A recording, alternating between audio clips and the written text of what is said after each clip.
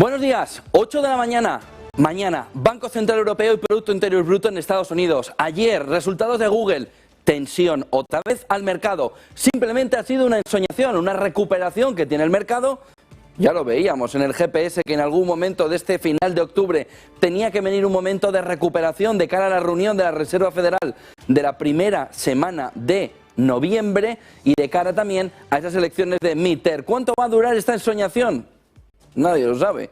Pero la realidad es que los beneficios empresariales empiezan a dar una visibilidad en la parte tecnológica de que esto flaquea, de que empieza a flojear, sobre todo vía publicidad, vía ingresos publicitarios, porque el consumidor empieza a alejarse del consumo. De tal manera que los resultados de Google, que los vamos a analizar luego con 4 highlights que nos da la clave de cómo está ahora mismo la situación en Alphabet, vamos, en Google, y cómo los diferentes servicios empiezan a ver cómo se relaja la parte más vinculada al consumo, pero mejora, incluso aumenta todo el tema de servidores, todo el tema de servicios en la nube, que todavía continúa con una fuerza importante. Por lo que tecnológicas en el punto de mira nos dan hoy la visibilidad de que ya era hora de recortar esa ensoñación que hemos tenido, ese pequeño veranillo de San Miguel en el mercado, esa pequeña recuperación que simplemente era un momento puntual.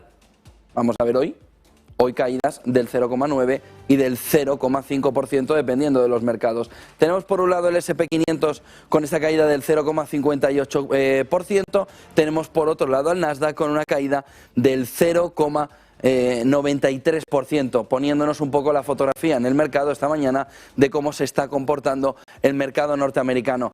Movimiento de caída desde que conocimos los resultados de Google, de Alphabet en el mercado, para entender que lo tecnológico, la situación clave de cómo se puede estar moviendo, de cómo está funcionando ahora mismo el mercado, es que los resultados empresariales esperaban, después de ver esto, un pelín mejor de cómo está la situación económica en general. Resultados empresariales en el punto de mira y una pregunta que está circulando por todo Wall Street. Estamos mirando, estamos enfocándonos a una década de rentabilidades estancadas en el mercado. El inversor tiene que empezar a prepararse para tener estancadas las rentabilidades en el corto o medio plazo, es decir, en una década. Estamos entrando en un entorno posterior a la Primera, a la Segunda Guerra Mundial, económicamente hablando, o a la década de los 70 con el shock del petróleo. Esa es la clave fundamental y se pueden imaginar que hay quien dice que sí, que estamos en ello, y lo vamos a explicar después de las 5 claves del día. Druckenmiller está apuntando ya a que tenemos una década perdida, con datos claros de cómo justo el periodo que estamos empezando viene marcado porque las rentabilidades y sobre todo esa cartera, ese patrimonio, va a tener que buscar y mucho para conseguir mantenerse. Clave fundamental, que ya no están los impulsos de los bancos centrales, ya no hay una masa monetaria que impulse al conjunto del mercado, y por otro lado ya no hay una gran inversión por parte de las compañías viendo un nuevo negocio, en este caso el digital, que se vio sobre todo en los últimos 15 años buscando un posicionamiento de liderazgo en el nuevo negocio. Esta segunda parte tiene una excepción, y es si el metaverso de verdad es un negocio a futuro o es un cuento que nos han contado y que va a durar lo mismo que Second Life en el inicio del siglo. Lo mismo que un caramelo en la puerta de un colegio. Sin embargo, ya se lo dijo un inversor ayer a Meta, el bolsillo de Meta se va a ver claramente dañado. Dependiendo de que el metaverso sea una opción de futuro, una de las dos condiciones, una opción de futuro que de verdad sea rentable y no un cuento chino que nos han contado. Si la primera, que son los bancos centrales, se ha perdido, solo la opción, esta segunda, de grandes inversiones por parte de la compañía para subir las rentabilidades, puede atraer a un movimiento otra vez de continuación de crecimiento en los mercados. Y esos son los 2 puntos clave, 5 claves del día para entender si de verdad estamos en una situación ahora mismo de punto de break, en el que vamos a intentar o vamos a empezar a ver mañana Banco Central Europeo, datos de PIB, hemos visto los PMI europeos que son un auténtico desastre, pero el mercado seguía como Alicia en el País de las Maravillas o como Heidi por el campo disfrutando, venga, esto es fiesta. fiesta, fiesta, relájate. Vamos a ver el momento 8:04 de la mañana, pero los resultados empresariales empiezan a flojear. Fíjense dos detalles, y ahora lo vemos en un par de detalles más. Google cae un 5 after hours tras conocerse que gana 1,06 dólares frente al 1,25 dólares esperado. Los 1,25 esperados, ya van a ver que el impacto viene sobre todo por la publicidad. El gas también colapsó en Texas y se vive ya una situación parecida al petróleo en tiempos de coronavirus.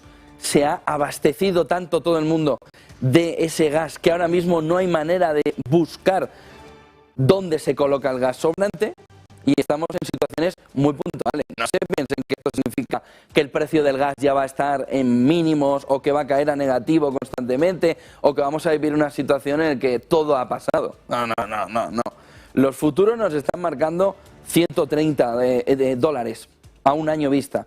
Esto es lo corto. No es el spot, pero es el futuro. Almacéname esto. El spot ha estado cotizando en el entorno de los 70, ha caído hacia los 20 también en la mirada puesta en el corto plazo, pero la realidad es que el precio del gas sigue estando en futuros en 120, 125. ¿Por qué? Porque hay ausencia de tuberías que vuelvan a compensar el gas que llegaba a Europa. Salvado el primer match ball, que era llenar todo lo que se pudiera esas reservas europeas de gas, ahora la clave fundamental está en cómo se llega al final del invierno y en cómo se hace una planificación a largo plazo. Punto negativo, el MidCat cambiado por el bicho ese raro que han montado, que parece la casa de Batman, para llevar en lugar de gas hidrógeno, pero bueno, algo de gas puede llevar, dicen. Bueno, algo de gas puede llevar, no, si lo que se necesita es el gas. Y ese punto ayer de la ministra Teresa Rivera que dice 2030. Bueno, por el sur no has arreglado el problema, Europa. Por el norte estás poniendo como aquellas plataformas que ponían en la playa, que iban nadando hacia allí y había que si un columpio, un no sé qué, un tobogán para tirarte por lo mismo. Están montando las plataformas cerca de la costa para atraer toda la canalización del gas desde metaneros, que son los que ahora mismo no pueden descargar, pero que venden un 40% más caro por el transporte. Clave fundamental, ¿cuál es la tubería de entrada de todo eso? Ahora mismo no hay tantas interconexiones para montar todas las plataformas estas de la playa y traerte todo el gas. Holanda sí está avanzando mucho, no está sucediendo lo mismo con Alemania, que es quien de verdad más lo necesita ahora mismo para cambiar esa tubería por las plantas flotantes, que es lo que se han inventado. Pero tuberías no hay, por lo que un punto es la llegada al final del invierno, el siguiente punto es la planificación. ¿Qué han hecho los listos de energía reunidos ayer? Decir que no han llegado a acuerdo. Miren, la situación es muy fácil. No tienen el agua al cuello, no la tienen. Tienen el abastecimiento hasta arriba y Europa solo trabaja como el mal estudiante en septiembre, o ahora los nuevos estudiantes a finales de julio. Solo trabajan en esas circunstancias. ¡Ay, que ya nos quedan solo 20 días de gas! Vamos a ponernos urgentemente de acuerdo y llegamos a un acuerdo para topar el gas. O llevamos a un acuerdo para hacer lo último que se nos ocurra. Pero ayer había una opción muy buena, fantástica, para haber llegado a un acuerdo después de la reunión de líderes de la semana pasada, el jueves-viernes, aquella en la que se metieron 3 horas inmóviles para hablar de China, también hablaron de gas, y no han llegado a ni un solo acuerdo. Clave, si ya baja el precio, se habrán dicho todos en la sala. Teresa Rivera, el otro, oiga, pero si mira el precio del gas, incluso está en negativo, todos riéndose allí, no saben que la culpa es suya, que precisamente los precios por encima de 300 dólares ha sido porque lo han contado a los 4 vientos, y ahora nos encontramos con que no hay plan. Europa no tiene plan. Se han ido de la reunión de energía porque como han visto que el precio ha bajado, como han visto que está el abastecimiento hasta el 95% en Alemania y que se planea que esté más de 2 meses y medio, en el entorno de 3, esas reservas dando soporte, pues ya vendrá otro a arreglarlo, habrá pensado más de uno. Y se han ido sin plan. No tenían ganas de trabajar, no tenían suficientes datos para poder trabajar, tenían los móviles encima de la mesa. ¿Y cuál es la razón por la que se han pirado sin hacer el plan energético que necesitaba Europa? ¿Qué broma es esta de mal gusto? Oiga, como ya tenemos reservas y ya tenemos el precio más bajo, nos vamos. Oiga, este es el perfil europeo. Es el perfil de no tengo prisa, y como no tengo prisa no tomo decisiones. Oiga, ¿pero usted necesita estar con el agua al cuello para tomar decisiones? Pues parece que sí. Y la realidad es que tenemos ahora mismo el gas marcando un comportamiento muy positivo que va a impactar además en términos de inflación, pero el árbol o los árboles nos están impidiendo ver el bosque porque no tienen para más. No les da para más. Y el problema es tener que repetir todos los días lo mismo. Y es que la clase política europea ahora mismo no está preparada para la situación que tiene encima.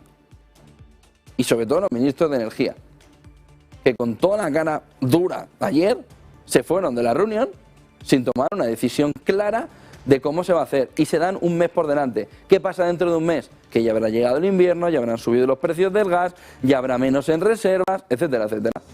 O están jugando con el cambio climático. Oye, que va a hacer mucho más calor, me ha dicho, del tiempo. Que es mejor que no toquemos todavía, que esto va a ir al tope automáticamente. Bueno, gas protagonista, europeos en su ensoñación, o estamos en nuestra ensoñación a través de nuestros políticos. Druckemiller es una de las partes fundamentales que está dando desde Estados Unidos, y no es el único, y no está solo, y no está diciendo poca cosa sobre lo que nos puede pasar en el medio plazo, que es que vamos a una recesión larga, profunda y de consecuencias todavía estanflacionarias que no se conoce o que no se llegan a ver en este entorno. ¿Por qué? Lo vamos a ver luego en gráficos de Real Investment Advice. Dice una década sin retorno, sin estímulo monetario y sin gasto desenfrenado, con la excepción del metaverso. Vamos a ver si al final es el único lugar donde asirse. No se conseguiría ese movimiento de impulsar los mercados como se ha vivido en la última década, pero vamos a dedicar capítulo especial a esto.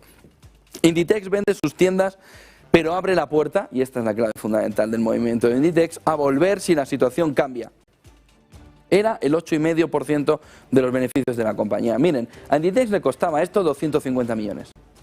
Tener a todo el mundo contratado, tener los locales cerrados, y encima de los 250 millones de euros, tener un impacto del 8,5% que no había manera de colocar en el mercado, un 8,5% que se perdía del beneficio.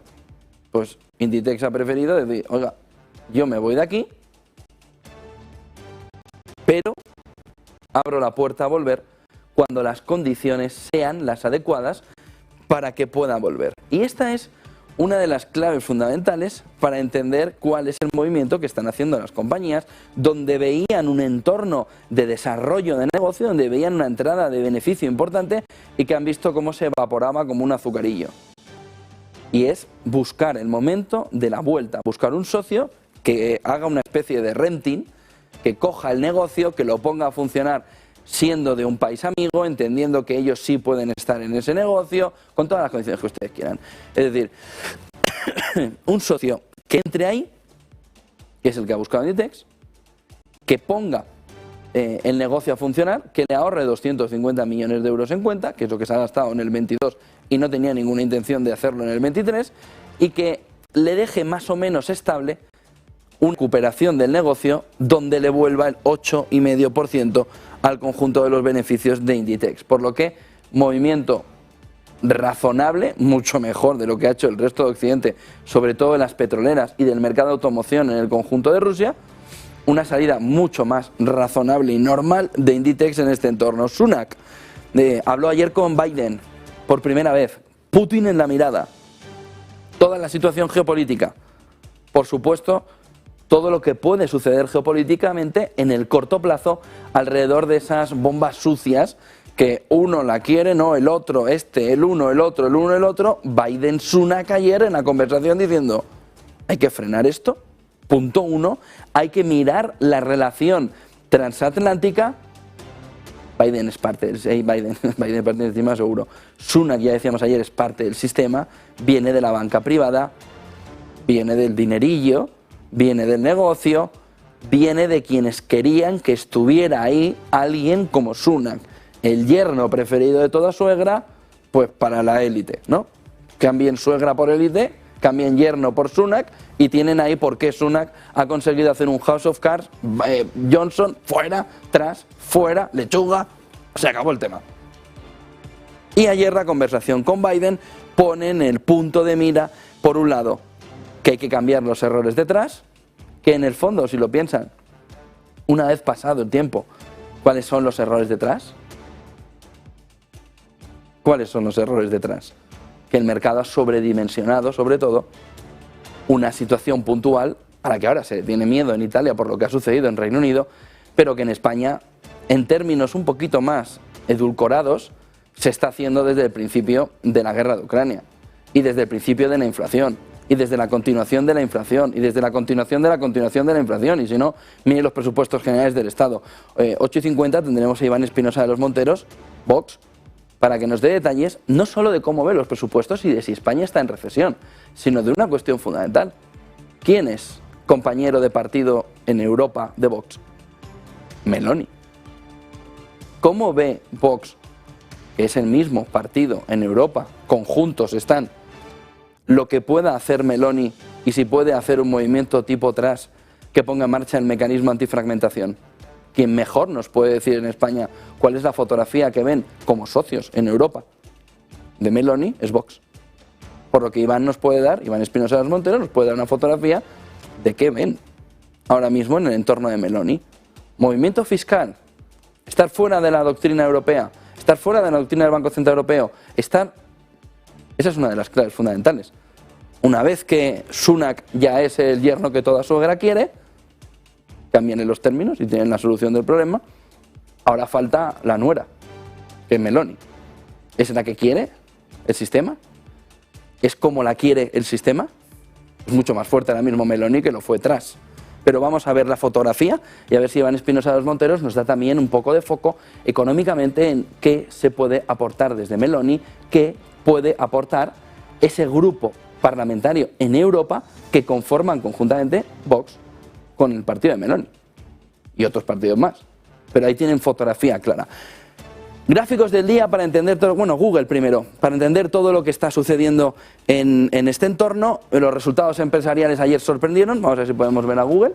Los resultados empresariales sorprendieron, ganancias $1,06 frente a 1,25, primer highlight claro, ganas menos de lo que esperaba el mercado.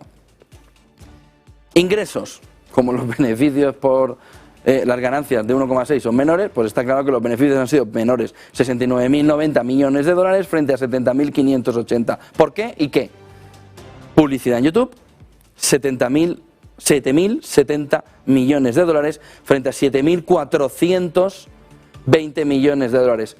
Punto principal, el consumo se va frenando, demanda interna, y lo primero que echa el freno es la publicidad, que ve que ya no hay tanto perfil allí para impactar, para luego conseguir el lead de compra, para luego conseguir que ese consumidor vaya y compre. De tal manera que una vez que la publicidad entiende nos tenemos que recoger un poco, es porque está estimando, es porque está adelantando que el consumo también se va a contraer y es la clave fundamental de la entrada en recesión, pero también de la reducción de la inflación por parte de Estados Unidos, de la FED, no tanto de Europa, sí más de la FED, que tiene parte de la inflación, una parte mayor de la inflación en la demanda interna, en el consumo, en el gasto, en las familias, en el día a día, no tanto Europa que tiene más shock de oferta. Pero fue positivo la parte tecnológica. Ingresos en la nube, 6.900 millones frente a los 6.690 millones de dólares que esperaba Alphabet, que esperaba Google. De tal manera que lo que tiene la compañía es una fotografía de lo que está ligado en el negocio puramente al consumo, publicidad, empieza a disminuir, lo que está ligado al desarrollo, a la tecnología, a esas inversiones, sigue hacia arriba, y eso es buena noticia para si de verdad la Fed pudiera hacer un soft landing, pudiera hacer un aterrizaje suave en el que la inversión se mantuviera fuerte aunque el consumo se debilitara para disminuir la inflación, la Fed estaría ante el gozo supremo, estaría ante la entrada al paraíso, estaría ante ese escenario en el que ve que su trabajo tiene el efecto que quiere tener. Vamos a ver en el dato de PCE, en el de la inflación que deflacta el consumo, qué dato nos aparece esta semana, que es el dato que busca la Fed. Está en el entorno del 5%, se espera que suba al 5,3, 5,5, por lo que no toca pico, pero sí nos va dando un poco la fotografía de cómo va en la demanda interna, de cómo va el consumo reduciéndose en Estados Unidos en algunos puntos. Igual que ya ve la Reserva Federal recesión en algunos estados, cómo ve dentro de la fotografía entera del consumo esto, aquí empieza a haber afección a pesar de que el dato general sea positivo. ¿Dónde se espera? En todo lo relacionado sobre todo con real estate, donde ayer el Case-Shiller nos marcó esto va para abajo, la vivienda. Vamos a gráficos del día y vemos todo el detalle de cómo se ve el movimiento. Druckenmiller, Real Investment Advice, se lo recomiendo, espectacular el informe, como siempre, de Lance Roberts, de Real Investment Advice, sobre cuál es el momento actual y hasta qué punto no estamos encarando el inicio de una década no precisamente prodigiosa, sino el inicio de una década donde los beneficios empresariales se van a ver claramente estancados. Esta inflación, estancamiento de beneficios en una década que se asemeja ya demasiado a la de los 70, pero también a la de las salidas de las grandes guerras del siglo XX en materia de crecimiento de los beneficios empresariales a futuro por los beneficios empresariales pasados. Por tanto crecimiento, una reducción ahora porque la base no era de barro, no era sólida. Y aquí lo que nos dice, en este 10 años de retorno, nos dice Real Investment Advice, en este gráfico, estamos justamente aquí, donde hemos visto la disminución anualizada de los ingresos de una manera acelerada, pero tampoco estamos viendo el crecimiento desorbitado de los beneficios de manera anualizada. De tal manera que estamos en el punto en el que vamos caminando hacia el estancamiento. Hemos volado desde aquí en los últimos años, sobre todo en la salida del coronavirus, donde el retorno de la inversión ha sido muy potente, 26,89 el crecimiento del S&P en 2021, caminando hacia el estancamiento de los beneficios. Hemos adelgazado el 26,89 del 21 para tener un 18,84 en este año, en este 2022, con lo que prácticamente, si comparamos los picos de pérdidas, se han compensado los 2 años para dejarnos, un caminito muy plano, sin cuestas, pero sin bajadas que nos aceleren la velocidad, muy plano en los beneficios. Miren el siguiente gráfico, porque una vez que sabemos que estamos ahí, la clave fundamental es ver la aritmética de cómo se ha comportado en las grandes décadas el crecimiento empresarial en los diferentes periodos en el S&P 500. Y vemos que una de las grandes añadas, por supuesto, ha sido la del 17-21, con ese 15,57, tenemos la de 2009 con el pico de la entrada, con el fondo, de la entrada en la crisis financiera y la salida con un 13,82, 2009-2021, 2012-2021, fíjense que el movimiento no es desde el suelo, buy the dip, compra en el momento, 12,39, 1972-2021, 8,13. Al coger el rango más amplio, la profundidad de las distintas crisis nos lleva a un movimiento que nos hace perder gran parte de la rentabilidad al abrir el foco, al ver más allá de donde estamos ahora mismo. 1928-1999, 9,29, 1928-2021, 8,48. A más foco, menor rentabilidad S&P 500, por culpa de las caídas y sobre todo de los movimientos bajistas, pero rentabilidad en todos los entornos. Lo que dice Real Investment Advice, miren el siguiente gráfico, basándose en lo que está diciendo Druckenmiller, de las dos condiciones fundamentales que enfocan el crecimiento, es que ahora mismo tenemos un movimiento, gran pregunta siempre del mercado, los que no han escuchado siempre el anuncio de Urbanitae, ladrillo o mercado, mercado o ladrillo. Miren, por un lado ese Household Equity Ownership en porcentaje de Financial Assets, en movimiento de subida, sobre todo desde los tiempos del coronavirus, otra vez recuperando este terreno vertiginoso que tuvimos desde mitad de los 90 hasta el estallido de la crisis, ese movimiento, fíjense el movimiento también que hemos tenido en el momento actual, frente a un stock price del S&P 500 que nos va marcando un camino mucho más relajado pero más constante en el mercado. Miren el siguiente gráfico, porque la comparación de las dos cosas nos va marcando cuál es la tendencia de la rentabilidad a largo plazo si se pierden los impulsos que tiene el mercado, que son sobre todo el estímulo de los bancos centrales, pero que es la percepción de un nuevo negocio en el inicio del siglo, esa burbuja.com, pero empujada ya desde tiempos antes sobre cómo la tecnología iba a cambiarnos la fotografía de la vida, crisis financiera y perspectiva en el coronavirus de que el futuro del trabajo va por la digitalización de una manera más agresiva. Y aquí lo que nos dice es la acumulación del cambio real en los beneficios reales del SP500 nos lleva a marcar una serie de entornos donde hay un movimiento más bajista y un movimiento subida. 60-70 del siglo pasado, ese movimiento más de caída en el mercado, más bear, para luego continuarnos con un movimiento de subida impulsado por los bancos centrales. ¿Cuál es el catalizador de este movimiento bajista? Paul Volcker, una inflación elevada, unos bancos centrales que son muy agresivos con los tipos de interés. ¿Les suena de algo? Inflación elevada, bancos centrales salvajes para luchar contra la inflación, ¿les suena de algo? Y aquí tenemos el comportamiento bajista del mercado en los 60 y en los 70 por unos bancos centrales salvajes contra la inflación. ¿Qué pasó luego? Una vez que pasamos el 82, la contención de la inflación llegó a esos primeros maravillosos años 80 en el que el dinero fluía, entraba en el mercado, las hipotecas bajaban de tener un 14% de tipo de interés en la concesión, sobre todo en las fijas, para caminar a unos tipos de interés reales del 2-3%, aquellos ojillos que se les hacían a nuestros padres, diciendo del 14 al 3, esto es la riqueza absoluta, cámbiate de hipoteca. Pero el movimiento esas lagrimillas que caían cuando, en sentido figurado, entre el 82 y el 94-95 se veía ese movimiento de tipos de interés, esos bancos centrales que permitían, que dejaban el crecimiento, el fluir del dinero, el que el mercado pudiera empezar a ver el crecimiento de sus beneficios empresariales. Y a partir de ahí nos chocamos contra burbuja.com y aquí vivimos ese momento donde el cambio real del SP500 empezó a tener de manera acumulativa un movimiento alcista de creación de riqueza. Nos empotramos contra la burbuja financiera y ahora estamos contra lo que Real Investment Advice llama la burbuja de los bancos centrales. ¿Creada cuándo? Creada con el whatever it takes. Creada en el momento en el que el Banco Central Europeo y el resto de bancos centrales entienden que no puede haber bajo ningún concepto una crisis de deuda. ¿Y qué es lo que hacen? Emitir.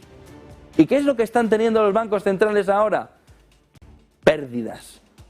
Millonarias por esa subida agresiva de tipos de interés que ha creado una riqueza importante en el mercado, que ha hecho subir el mercado hasta niveles históricos, pero que nos está dejando, dice Real Investment Advice, viendo todo el discurso, no solo de Druckenmiller, sino de otros inversores en Estados Unidos, que la burbuja de las burbujas, todo lo que aquí hemos ido frenando, crisis de deuda, crisis tecnológica, porque en el fondo los beneficios empresariales de esas grandes .com no se veían reflejados en el negocio real hasta hace apenas unos años, donde esa inversión que ahora se ve en Meta excesiva para el retorno que se prevé ahora mismo, ya se tuvo en esta crisis, pero fíjense el negocio que se creó, la cantidad de millonarios que consiguieron aprovechar esta burbuja y salirse.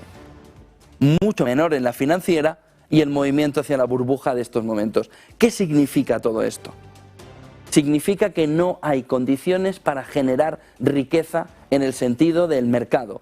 No hay condiciones porque la salida del dinero de los bancos centrales de toda la masa monetaria, más empujando que todas las empresas van a tener un recorte porque ven cuánto más caro es el dinero, nos lleva a que las condiciones que aquí se dieron para este movimiento de subida, miren, miren aquí, miren el movimiento, miren el movimiento de generación acumulativa de beneficios, en este caso en el SP500, marca que no estamos ya en ese contexto, que alguien se ha llevado el queso y que hemos vuelto aquí, a un momento en el que la energía golpeaba los mercados, era demasiado caro determinados procesos de producción, díganselos a los de las pinturas de los coches, díganselos a los procesos de aleación, díganselo a determinados sectores, cerámica, que ahora mismo están diciendo, no puedo producir.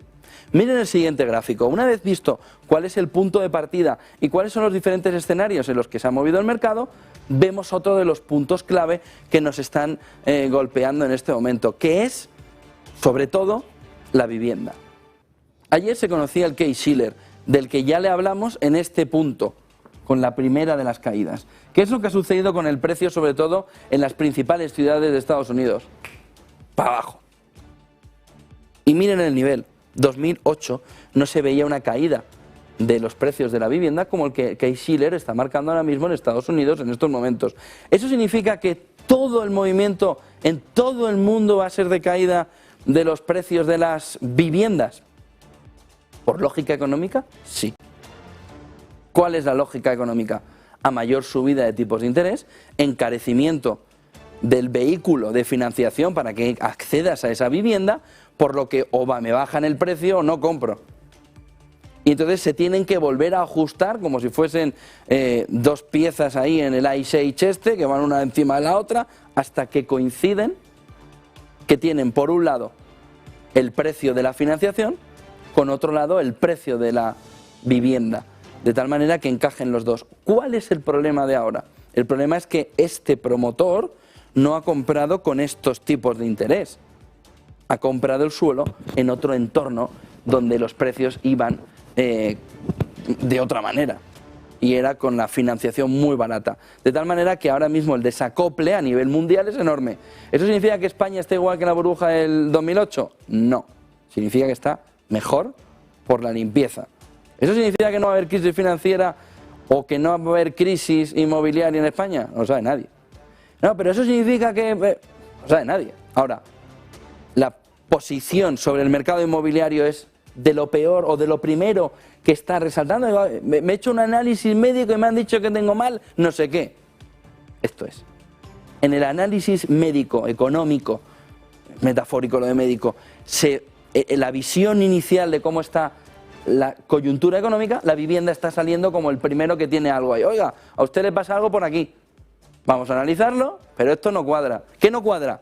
La vivienda. Miren el siguiente gráfico que nos marca también esta mañana de qué manera el otro punto clave está en cómo se vacían los bolsillos, en cómo los ciudadanos no quieren perder el poder adquisitivo y el nivel de vida que han tenido en los últimos años. De tal manera que fíjense que en 2009 se nos abre una boca de cocodrilo aquí, ¿no? Una forma extraña en el mercado en el que por un lado tenemos el gap entre el coste de vida y lo que ingresa un usuario normal y el gasto en consumo de crédito por cabeza.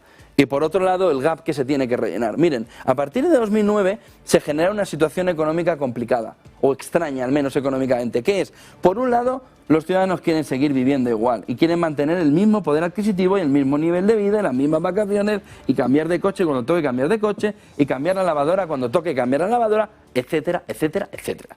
¿Y qué es lo que sucede? Que ahí entran los maravillosos bancos. Y dicen, ¿qué quieres? Ven a mí. El movimiento de subida es vertiginoso y abre un gap muy importante que no se consigue rellenar con el sueldo. Esa línea negra nos marca el crédito per cápita de consumo, de tal manera que a partir de 2009, pero sobre todo con la salida de la crisis también, fíjense aquí el movimiento también en los tiempos del coronavirus de retroceso mínimamente del crédito para volver a repuntar con fuerza a niveles otra vez históricos. Pero lo histórico es esta apertura, porque esta apertura significa que Estados Unidos en este caso, pero Occidente prácticamente en su conjunto, está viviendo por encima a los ciudadanos de sus posibilidades. Se pueden imaginar lo que sucede en su familia cuando se vive por encima de las posibilidades. Crédito o a marchas forzadas lo que no se pueda pagar, a ver cómo se paga. Esa fotografía de Real Investment Advice nos señala que si le sumamos a lo que ya habíamos visto antes, de que las condiciones financieras están empeorando a marchas forzadas, de que cada vez más hay problemas en el sentido de que la masa monetaria que pone la FED en el mercado para estimular la economía se ha frenado, va reduciéndose.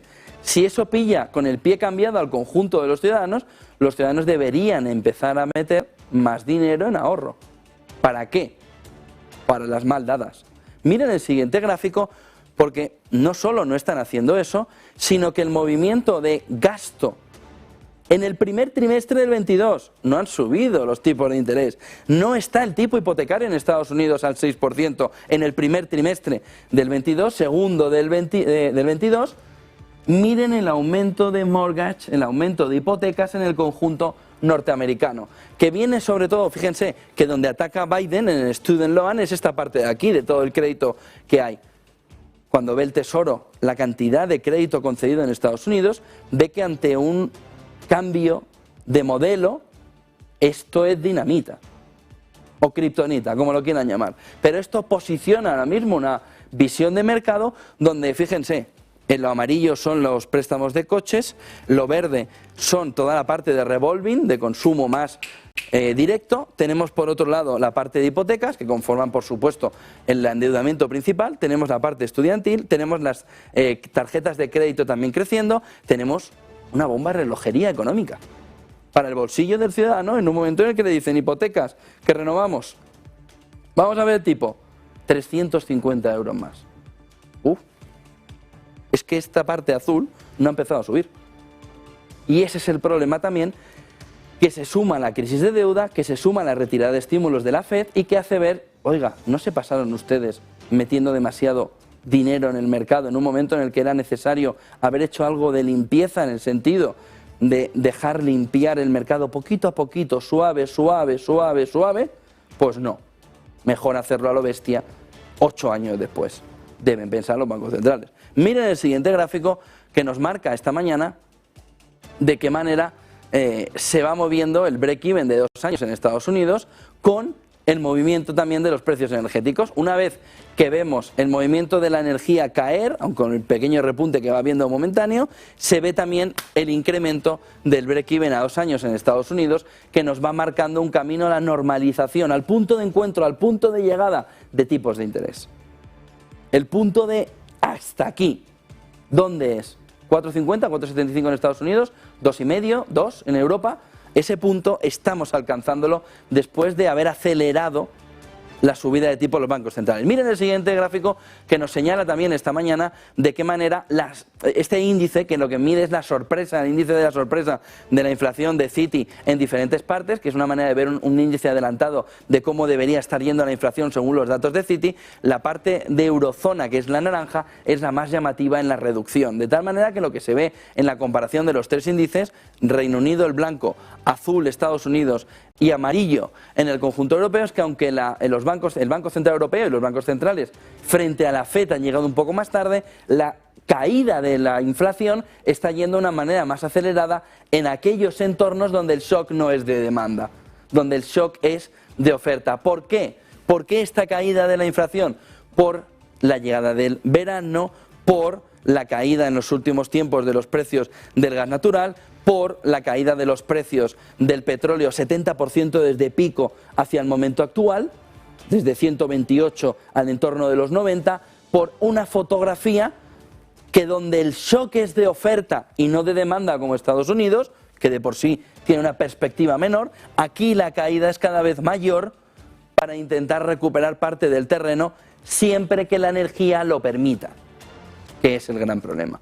Que hasta qué punto en invierno la fotografía es esa caída o es una recuperación que ya empieza a verse una vez que el otoño está llegando. Miren el siguiente gráfico que nos marca también esta mañana de qué manera se puede empezar a normalizar el comportamiento de las FANG, vaya resultado ayer de Google, malo, frente al comportamiento del SP500 y ese gap que se va marcando en esa normalización aún así entre los dos. Sobre todo ¿desde dónde? Desde la parte baja que tocamos en junio. Había un decoupling importante entre ambos índices, no hace falta ver demasiado para ver que las FANG iban más arriba con un proceso de caída mayor, y cómo el SP500 en su conjunto estaba mucho más templado en la caída, llega al mínimo de junio, toca el mínimo de inicios de octubre y a partir de ahí el desacople entre ambos índices se ha reducido, van más acompañados. Sin embargo, hoy, viendo que las FANG son las que están más impactadas en la parte de consumo vía publicidad, lo que hace el mercado es castigar más al Nasdaq, caída del 0,9 en futuros, ahora mismo, frente al 0,5 que está teniendo el SP500. Miren el siguiente gráfico que nos marca también esta mañana de qué manera, a la hora de ver la fotografía de cómo se está comportando el mercado y de cómo ve las subidas próximas de los tipos de interés. Este es un movimiento desde 1990, hacia abajo bajadas de tipos, hacia arriba subidas de tipos. Miren la continuidad del momento actual con subidas de 0,75 acumuladas continuamente y se esperan dos más para mostrarnos el mayor camino de endurecimiento de la política monetaria y por tanto de las condiciones de acceso a financiación del mundo que se ha tenido en las últimas décadas, solo comparable a ¿dónde? A 1970. Por lo que si dos cosas son blancas, van embotelladas, se beben las dos y las dos vienen de la vaca, pues las dos son leche. No, esta de oveja, bueno ya, pues bien, muy bonito, pero te la bebes también, ¿no? Pues leche. Y eso es lo que nos está marcando este momento. Un movimiento de endurecimiento de las condiciones monetarias que ni tan siquiera se asemeja al de los 90, donde solo hubo una salvajada de 75 puntos básicos. ¡Una! Y llevamos 3, vamos para 5 y lo que nos queda. Por lo que el posicionamiento claro es de volver hacia los 70. No hay nada comparable. ¿Por qué? Porque la situación económica es exactamente la misma. Hay un shock de oferta como hubo en los 70, hay un movimiento de esta inflación que lo pueden negar todas las veces que quiera hasta que alguien llegue y diga esta inflación y ya mira, lo han nombrado. Miren el siguiente gráfico, mañana reunión Banco Central Europeo, estaremos en Frankfurt con todo el detalle y a la vez de todo eso, unas manufacturas, PMIs en Estados Unidos, ISM y también la parte del PMI manufacturero marcándonos ya recesión, aunque el ISM manufacturero nos está marcando un poquito por encima. Miren el siguiente gráfico que nos marca también esta mañana de qué manera, a ver si lo podemos ver, se está comportando ese balance sheet del conjunto de los bancos centrales. Una de las cuestiones que hay que mirar mañana en detalle del Banco Central Europeo es, oiga, ustedes, ¿por qué la panza esta que tendrían que haber adelgazado en verano la tienen en septiembre y octubre y la siguen manteniendo? Esta. Fíjense este movimiento de masa monetaria, de estímulo, de balance sheet del Banco Central Europeo. Miren el movimiento de la Fed ya tomando tendencia negativa, miren el movimiento del Banco de Japón, miren el movimiento de otros bancos centrales y sin embargo, ¿qué está llegando tarde también el Banco Central Europeo? Retirada de estímulos con ese balance sheet. No solo que llegues tarde a la bajada a la subida de tipos de interés, sino que el adelgazamiento, el plan, se te ha olvidado hacerlo en verano y lo estás empezando a hacer en octubre. ¿Qué es más difícil? Miren el siguiente gráfico que nos marca también esta mañana de qué manera hay que ver ese balance sheet, qué significa. Sobre todo cuando los bancos centrales están caminando hacia pérdidas por la agresiva subida de tipos de interés. ¿Qué significa el balance sheet en porcentaje del Producto Interior Bruto del conjunto de Europa? El 81%. ¿Qué significa el balance sheet de la Fed en el conjunto del Producto Interior Bruto de los Estados Unidos? 35%. ¿Quién debería tener prisa en adelgazar? El que está más gordo, que puede tener problemas con la gripe, por ejemplo. Entonces, Europa tiene la necesidad aquí de adelgazar mucho más rápido, de recortar este balance sheet, pero el Banco Central Europeo vuelve a estar mirando allí, en el Frankfurt, qué verdecico está el campo, pero quiere bajar el balance y dicen no. ¿Por qué? Por presiones inflacionistas. Si hay un movimiento de bajada de ese balance sheet, los diferentes estados, al retornar parte de la deuda que tienen comprada, empujaría todavía un poco más la inflación. Es decir, que encima Europa tiene un problema mayor que el de haber entrado tarde en la subida de los tipos de interés, que es volver a llegar tarde en la bajada de este balance sheet, que puede provocar cuando lo ejecute una tensión inflacionista, que es lo último que quiere ahora mismo el Banco Central Europeo, que son esos dos remeros, este y este, que luchan cada uno hacia su lado. Miren el siguiente gráfico, para analizar también cómo van los precios industriales que conocimos ayer en España y que son una buena noticia. ¿Significa que va a bajar la inflación sí o sí? Pues le diría, medio pensionista. No tiene por qué bajar porque la inflación mayorista esté disminuyendo, los precios del productor, pero sí nos está marcando una tendencia de que hay una relajación en las materias primas que si el productor quiere puede rebajar en el consumo final. No tiene por qué ser una traslación clara, al igual que cuando los precios del productor suben, busca trasladarlo directamente al consumidor. Sube como un tiro, baja como una pluma. De tal manera que vemos una conexión que también se tiene que analizar ahora de hasta qué punto los precios del productor marcan un contagio agresivo también en la baja con la inflación general. La duda es que no. La duda es que va a ir más lento porque ya que he cogido ese dólar o ese euro, mejor no te lo doy todavía a ti, me lo sigo quedando en el bolsillo, por lo que pueda venir. Miren el siguiente gráfico que nos marca esta mañana una visión que vamos viendo en los últimos días de cómo va la balanza comercial de Rusia, sobre todo con esas exportaciones que siguen yendo como un tiro hacia arriba, dándole mayor ingreso a Rusia, y esas importaciones que tienen como valor en el último dato que se han recuperado. Las sanciones impactaban mucho menos en las exportaciones que en las importaciones, donde el impacto era más fuerte. Y lo que hemos visto en el último dato es que las importaciones están consiguiendo sortear tímidamente también las sanciones en los últimos datos, buscando otros, no que busquen evitar las sanciones haciéndolo de cualquier mala manera, sino que Rusia busca otro que le sirva lo que antes le servía. Sí, oiga, usted ya no me sirve, pues me busco otro. Eso está consiguiéndolo Rusia en ese dato que se ve, y por eso vemos esta disminución de la balanza comercial rusa, a pesar del incremento todavía más de los ingresos por exportaciones, porque las importaciones, que estaban muy debilitadas por las sanciones, han conseguido encontrar otros caminos. Turquía, Asia, y han conseguido encontrar quién les venda. Y en ese contexto, la balanza comercial ha disminuido, a pesar de que ha ganado mucho más vendiendo energía. Miren el siguiente gráfico, que nos marca también esta mañana cómo el consenso de la inflación tiende a estar sobredimensionado. Es decir, es más fácil ver de qué manera la inflación está por encima de lo previsto que por debajo de lo previsto.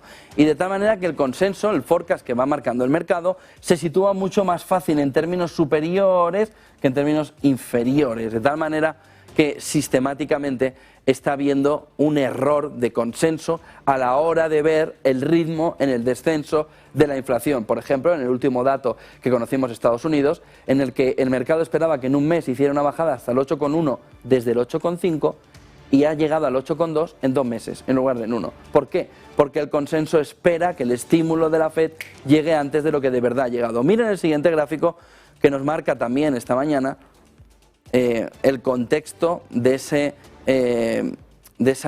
emergentes, ¿no? en posición de balanza comercial, teniendo Rusia, Arabia Saudí y China. China, aparte la línea negra, teniendo sobre todo los lockdowns frenando gran parte de ese movimiento de balanza comercial, pero miren Arabia Saudí aprovechando también ese movimiento del petróleo, mejorando todavía su balanza comercial. Miren el siguiente gráfico y nos vamos enseguida a ver cómo van los futuros en el conjunto global de la renta variable en esta mañana. Vemos lo que ayer empezábamos a ver en el entorno de qué cargan y hacia dónde los barcos que llegan a Rusia. Y fíjense, porque ayer les decíamos, hay una parte no conocida, que es hay una parte en la que son otras regiones del mundo, y a partir de ahí tenemos Grecia, que sigue manteniendo una posición muy fuerte de tomar por parte de esos metaneros parte de la energía, Rusia, que sigue usándolos de una manera agresiva en su entorno, China, Noruega, Singapur, Finlandia, como grandes entornos donde se está desplazando precisamente la energía, en este caso el gas y también el petróleo. 8:48, enseguida está con nosotros Iván Espinosa de los Monteros con una pregunta clave. ¿Estamos en recesión? ¿Estos son los primeros presupuestos de la recesión? ¿Tiene sentido unos presupuestos expansivos en recesión? ¿Se parecen en algo estos presupuestos a los de Liz Truss? Y sobre todo Meloni, compañeros parlamentarios en Europa, ambos partidos, Vox y el de Meloni.